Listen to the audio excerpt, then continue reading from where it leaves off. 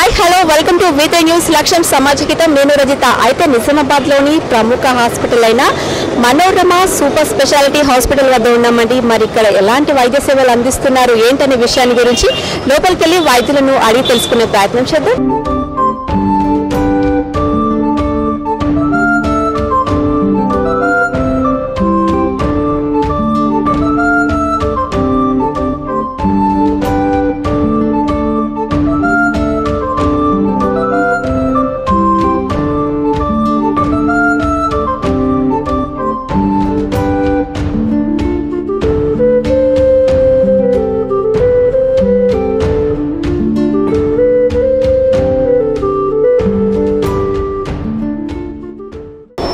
Okay, మనం Manorama super speciality హాస్పిటల్లో ఉన్నాం కదా. మరి ప్రముఖ వైద్య నిపుణులు, ఎముకలకు సంబంధించిన వైద్య నిపుణులు డాక్టర్ తన్నీరు ప్రసాదరావు గారు ఉన్నారు. మరి ఆయనను పరిచయం చేసుకుందాం. నమస్కారం సార్.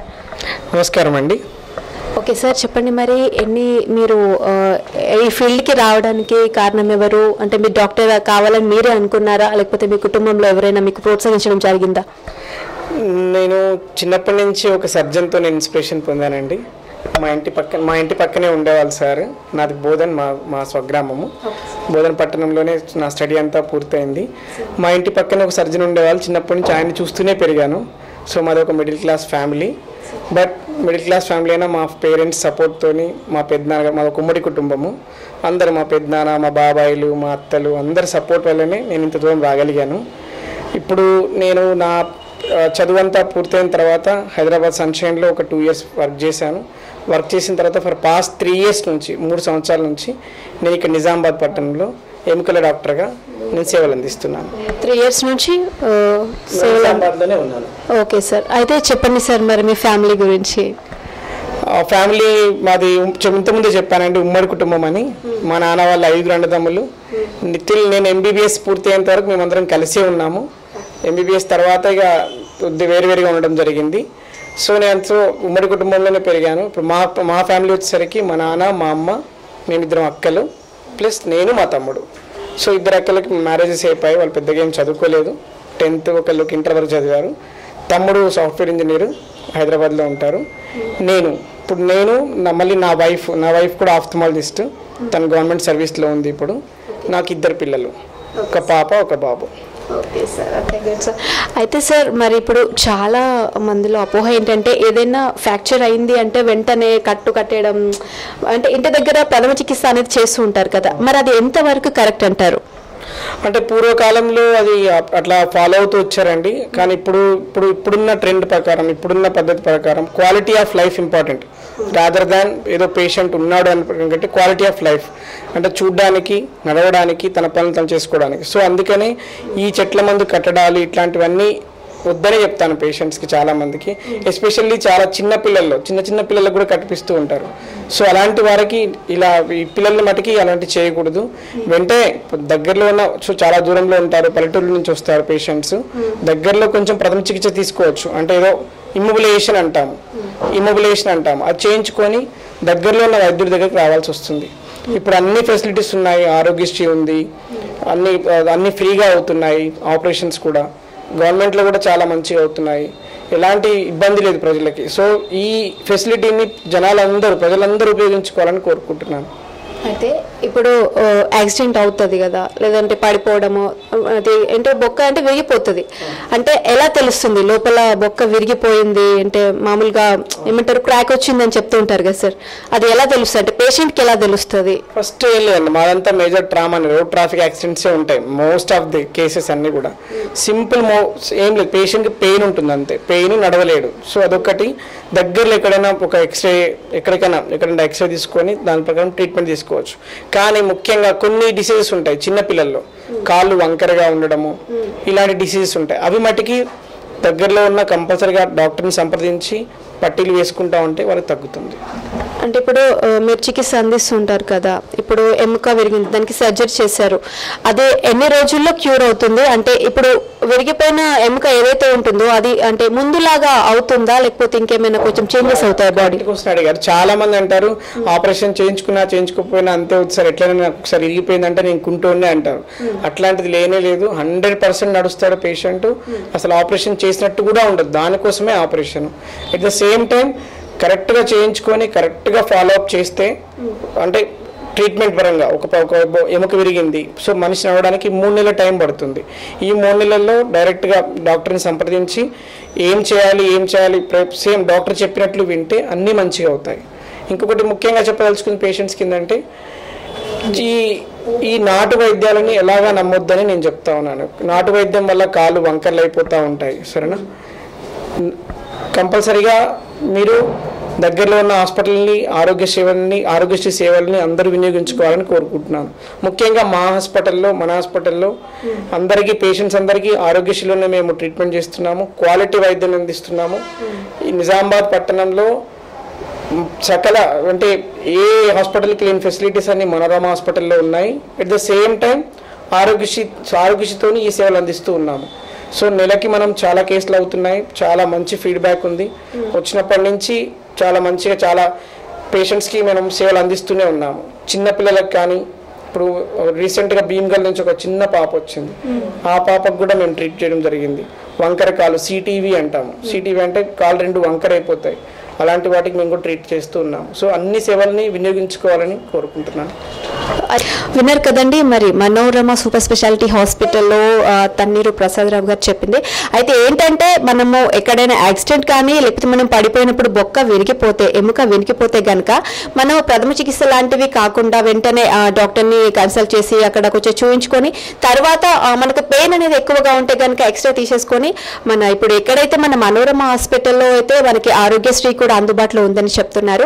అయితే సార్ చెప్పండి, మరి ఇప్పుడు ఎముక విరిగిపోయిన వ్యక్తి ఎలాంటి అంటే ఆహారంలో ఏమైనా చేంజెస్ తీసుకోవాలంటారా? ఇప్పుడు మీరు అన్నారు కదా 3 months వరకు కేర్ తీసుకోవాలని, దాంట్లో అంటే ఇవి తినాలి ఇవి తినకూడదు అనేది ఏదైనా ఉంటుందా? ముఖ్యంగా మనకు అందరికి జనరల్గా కామన్ పీపుల్కి కూడా అందరికీ తెలుసండి, కాల్షియం అనేది మొక్కలోనే ఉంటుంది. సో ఏ పదార్థంలోనూ కాల్షియం ఎక్కువ తినాలి, మిల్క్ తాగండి, గుడ్డు తాగండి, దుడ్డు తినండి అన్నీ చెప్తారు.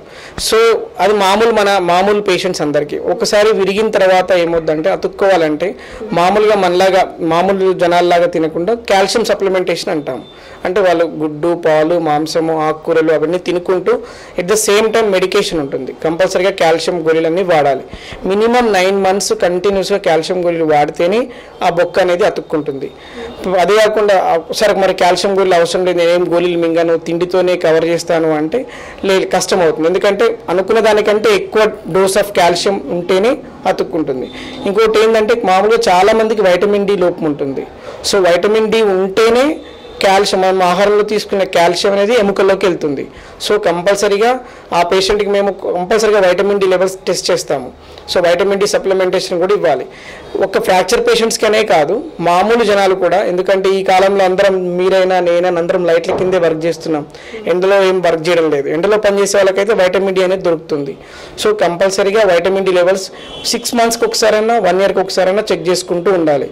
ఎందుకంటే అండి వైటమిన్ డి లేకుండా మనం సార్ నేను మాంసం తింటున్నాను, కోడిగుడ్లు తింటున్నాను, పాలు తాగుతున్నాను, కానీ నాకు కాల్షియం మటుకు పెరగడం లేదు అంటే వైటమిన్ డి లేకపోతే అది పెరగదు. సో కంపల్సరీగా వైటమిన్ డి లెవెల్స్ అనేవి చెక్ చేయించుకోవాలి. అయితే ఇప్పుడు చిన్న పిల్లల నుంచి పెద్దవాళ్ళ వరకు కూడా ఎముకల్లో ప్రాబ్లమ్స్ ఉంటాయి. అంటే వీక్గా ఉండడము, అంటే ఏదైనా పట్టుకున్నామంటే ఈజీగా ఇట్లా వదిలేయడం అలాంటివి జరుగుతూ ఉంటాయి. అసలు దేని వల్ల వస్తుంది అంటే దానికి లేడీస్లో ఈ ప్రాబ్లం చాలాగా ఉంటుందండి. ఇప్పుడు మనకు అంటే పాతకాలంలో చాలా మందికి మాట్లాడితే ఏదైనా గైనిక్ ప్రాబ్లం ఉంది అని అంటే హిస్టెక్టమీ చేయించుకునే వాళ్ళు అప్పట్లో. సో దానివల్ల ఏమవుతుందంటే కాల్షియం అనేది పూర్తిగా తెగిపోయి చాలా బొక్కలు వదులుగా అయిపోతాయి. సో మనం ఈ కాలంలో ఉంటున్నాం చాలా మందికి మోకాల నొప్పులు అనేది ఇప్పుడు మేజర్ సమస్యగా ఉంది, యంగ్ పేషెంట్స్ నుంచి పెద్దవాళ్ళ వరకు. సరేనా? అలాంటి వాళ్ళు ఏంటంటే ముందే మోకాల నొప్పులు ఉంటే కాల్షియం లెవెల్స్ చెక్ చేయించుకొని కొన్ని కాల్షియం టాబ్లెట్స్ వాడుకుంటూ తగిన జాగ్రత్తలు తీసుకుంటే మనం వాటిని నివారించవచ్చు. అంటే ఇప్పుడు కొందరిలో వింటుంటాం కదా, కొంచెం మిడిల్ ఏజ్ వచ్చేసరికి అంటే మా బొక్కల్లో అరిగిపోయే ఎముకల్లో బలహీనత అనేది ఏంటంటే పోషకాహార లోపం విటమిన్ డి వల్ల వస్తుందని చెప్తున్నారు. అంటే పాలు కానీ గుడ్లు ఆకుకూరలు అలాంటివి మన మాంసం లాంటివి ఏమైనా తీసుకుంటే కనుక కొంతవరకు క్యూర్ చేయొచ్చు అని చెప్తున్నారు. అలాగే సార్ చెప్పండి, మరి మోకాళ్ళ మార్పిడి అనే పద్ధతి గురించి ఎలా ఉంటుంది ఏంటి అనేది చెప్పండి. నేను అంతకుముందు మీకు నా ఇంట్రడక్షన్లో చెప్పిన విధంగా నేను ఒక 2 years అక్కడ వర్క్ చేశానని చెప్పాను హైదరాబాద్లో. అంటే చాలా మంది జనాలందరూ హైదరాబాద్లో చాలా మోకాల మార్పిడి జరుగుతూ ఉంటుంది. సో అవేర్నెస్ అక్కడ ఎక్కువగా ఉంది. సో మేము అక్కడ నుంచి వచ్చి మనం డిస్ట్రిక్ట్ లెవెల్లో మేము సేవ చేద్దామని వచ్చాము. కానీ ఇక్కడ అంత అవేర్నెస్ లేదు. ఎందుకు అంటే మోకాల్లో అరుగుదల రాగానే పేషెంట్స్ అనుకుంటారు ఇంకేముంది నాది ఎంత అయిపోయింది, జస్ట్ నేను రెస్టింగ్గానే ఉండాలి, ఆపరేషన్ చేయించుకుంటే మంచాలనే ఉండాలంటే అట్లా అంటారు. సో అట్లా ఏమి లేదండి. మోకాళ్ళ అరుగుదల అనేది అందరికీ వచ్చే సర్వసాధారణమైన దాన్ని వ్యాధి కూడా అనలేము, కంపల్సరీగా అందరికీ వచ్చేవి. కానీ ఒక ఏజ్ దాటిన తర్వాత అందరికీ మోకాళ్ళ నొప్పులు వస్తాయి. కాకపోతే ఏంటంటే ఆ మోకాళ్ళ నొప్పుల వల్ల మీ పని మీరు చేసుకోలేని రోజున కంపల్సరీగా ఆపరేషన్ చేయించుకోమంటున్నాము. ఆ ఆపరేషన్ అనేది సక్సెస్ఫుల్ ఆపరేషను, ఎలాంటి భయం లేకుండా చేయించుకోవచ్చు. పేషెంట్ ఆపరేషన్ చేసిన తర్వాత హ్యాపీగా నడుస్తాడు, ఎవరి మీద ఆధారపడకుండా నడుస్తాడు. మోకాళ్ళ అరుగుదల కాకుండా ఏం జాగ్రత్తలు తీసుకోవాలని అడిగారు మన మేడం గారు. అంటే ఇంతకుముందు చెప్పిన విధంగానే పోషకాహారం తీసుకుంటూ వైటమిన్ డి లెవెల్ చెక్ చేసుకుంటూ మన లైఫ్ స్టైల్ మోడిఫికేషన్ చేసుకోవాలి. రోజువారీ వ్యాయామం చేయాలి కంపల్సరీగా. కింద కూర్చోవడము, మెట్లు ఎక్కడము ఇలాంటి పనులు ఒక ఏజ్ దాటిన తర్వాత కంపల్సరీగా తగ్గించుకోవాలి. కంపల్సరీగా పైన ఏదే పని ఉన్నా సరే చైర్లో కూర్చొని చేసుకోమని చెప్తాం పేషెంట్స్కి కూడా. సో మోకాల మార్పిడి అనేది చాలా చాలా చిన్న సర్జరీ అని చెప్పాలి, సర్వసాధారణమైన సర్జరీ. దాని గురించి జనాలు ఎలాంటి అపోహలు లేకుండా ప్రశాంతంగా మోకాల మార్పిడి సర్జరీ చేయించుకోవచ్చు. ఇప్పుడు అదేవిధంగా మరి ఎముకలు విరిగినప్పుడు ఇప్పుడు అధునాతన పద్ధతిలో ఎలా చికిత్స చేస్తుంటారు? అది కూడా ఇప్పుడు ఏంటంటే ఒకసారి రోడ్ ట్రాఫిక్ యాక్సిడెంట్ అంటే ఎలా ఉంటుందంటే నుజ్జు అయిపోతాయి బొక్కలన్నీ కూడా, ఎముకలన్నీ కూడా. సో అలాంటి వాటికి అధునాతన పద్ధతి అంటే మేము రింగ్స్ వేస్తాము. సో అది మన దగ్గర రెగ్యులర్గా జరుగుతుంది ఆపరేషన్. బయట నుంచి రింగ్స్ వేసి ఆ బోన్ని సెట్ చేస్తాం అన్నమాట. సో అలాంటివి చాలా లెందీ ప్రొసీజరు, చాలా ఎక్కువ రోజులు టైం పడుతుంది. బట్ కాకపోతే ఇలిజరోస్ అనే ఒక పద్ధతి ద్వారా ఆ నుజ్జైన ఎముకలన్నింటినీ ఒక క్రమ పద్ధతిలో పెట్టి వాటిని అతికే విధంగా చేస్తాము. ఇంకొకటి ఏంటి అంటే ఇప్పుడు కొత్తగా ఇంతకుముందు ఏ విధంగా ఉండేదంటే ఒక బోన్ విరిగిందంటే మొత్తం అంతా ఓపెన్ చేసేవాళ్ళు పైనుంచి కింద వరకు. అంటే ఒక 100 కుట్లు ఉండేవి. ఒక కాలు ఉందంటే కాలు మొత్తం చీరేవారు. ఇప్పుడు అట్లా లేదండి. కొత్త అధునాతన పద్ధతులు వచ్చాయి. లాకింగ్ ప్లేట్స్ అని వచ్చాయి. మెపో టెక్నిక్ అని అంటాము. మెపో టెక్నిక్ అంటే మినిమల్లీ ఇన్వాజివ్ టెక్నిక్ అని. అంటే చాలా చిన్న ఇన్సిషన్, కొంచెం ఒక 2-3 కుట్లలోనే లోపల ప్లేట్ పెట్టి బయట నుంచే స్క్రూస్ వేస్తాము. ఇవన్నీ కొత్త టెక్నిక్స్, కొత్త పద్ధతులు.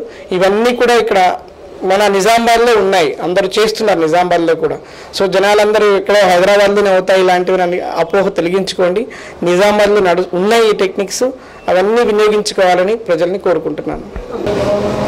ఓకే సార్, మరి చివరిగా మా V3 న్యూస్ ఛానల్ తరపున మీరు జిల్లా ప్రజలకు ఏం చెప్పాలనుకుంటున్నారు? జిల్లా ప్రజలందరికీ ఒకటే నా మనవి, పాత పద్ధతిని వదిలేయండి. నాటు వైద్యము, చెట్ల మందుకు వెళ్ళడము, చెట్ల మందు వల్ల అవుతుందని అంత కాదు. నేను మొదట్లోనే చెప్పాను, నేను ఆరోగ్యశ్రీ ఉంది, అందరూ వినియోగించుకోండి. ఎలాంటి పెద్ద సర్జరీస్ అయినా అవుతున్నాయి మన దగ్గర. ఎస్పెషల్లీ మనోరమ సూపర్ స్పెషాలిటీ హాస్పిటల్లో ఆల్ టైమ్ 24 hours అవైలబిలిటీ ఉంది. అన్ని సేవలు అందుబాటులో ఉన్నాయి. కార్డియాలజీ ఉంది, జనరల్ సర్జరీ ఉంది, మెడిసిన్ ఉంది, క్రిటికల్ కేర్ ఉంది, గైనిక్ ఉన్నది, అన్నీ ఉన్నాయి. అంటే ఒక టీం వర్క్ లాగా ఇక్కడ అవుతా ఉంది. ఎలాంటి పెద్ద కేసు అయినా సరే మేము చేయడానికి రెడీగా ఉన్నాం. ఎస్పెషల్లీ నేను జిల్లా ప్రజలకు మనవి చేయండి ఏమనగా, మోకాల మార్పిడి కానీ కీహోల్ సర్జరీ అంటాము, నీ కీహోల్ సర్జరీ, అలాంటివి విరివిగా జరుగుతున్నాయి ఇక్కడ. చాలా తక్కువ ఖర్చులో, హైదరాబాద్ కంటే చాలా తక్కువ ఖర్చులో, క్వాలిటీకి ఏమాత్రం తగ్గకుండా ఈ పెద్ద ఆసుపత్రుల్లో అన్నీ అవుతున్నాయి. ప్రజలందరూ వీటిని వినియోగించాలని కోరుకుంటూ సెలవు తీసుకుంటున్నాను. Thank you. ఓకే అండి, విన్నారు కదా, మరి చూసారు కదా మీరే. మన తన్నీరు ప్రసాదరావు గారు ఎముకల గురించి ఏదైతే చెప్పారో, మరి విటమిన్ డి లోపం వల్ల, అలాగే మనం సరైన ఫుడ్ తీసుకోకపోవడం వల్ల మనకి లో బోన్ డెన్సిటీ అనేటువంటి ఏర్పడతాయని చెప్పారు. మరి ఇది ఈనాటి మన మనోరమ సూపర్ స్పెషాలిటీ హాస్పిటల్లోని చర్చా కార్యక్రమం. మరొక కార్యక్రమంతో మళ్ళీ కలుద్దాం. అంతవరకు చూస్తూనే ఉండండి V3 న్యూస్, లక్ష్యం సమాజ హితం. నేను రచిత.